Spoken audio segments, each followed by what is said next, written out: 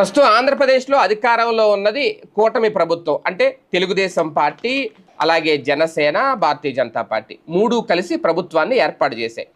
కానీ ప్రభుత్వాన్ని మేలుకొలపడం, అలాగే ప్రధానంగా టీడీపీని ఎప్పటికప్పుడు అలర్ట్ చేయడం అనేది ఆ పార్టీ చూసుకోవాలి. కానీ ఆ పార్టీ బాధ్యత ఎక్కువగా పత్రికలు తీసుకుంటాయని అనుకోవాలి. వాళ్ళకు అనుకూల పత్రికలు ఎప్పటికప్పుడు టీడీపీలో ఏం జరగాలో, ఏం జరుగుతుందో, ఏం చెయ్యాలో కూడా వాళ్ళు రాసే వార్తల రూపంలో ఒక సూచనలు చేస్తూ ఉంటారు. ఇప్పుడు అదే గుర్తు చేస్తున్నారు. ఏడాది అయిపోయింది, పార్టీ అధ్యక్ష పదవులు ఎక్కడ, సంస్థాగత పదవుల్లో ఇంకా ఎన్నాళ్ళు ఈ జాప్యం అనేది.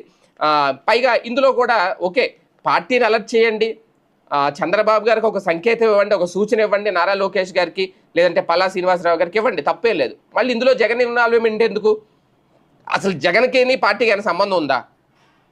తెలుగుదేశం పార్టీలో సంస్థాగత లేదంటే నామినేటెడ్ పదవులు, పోస్టులు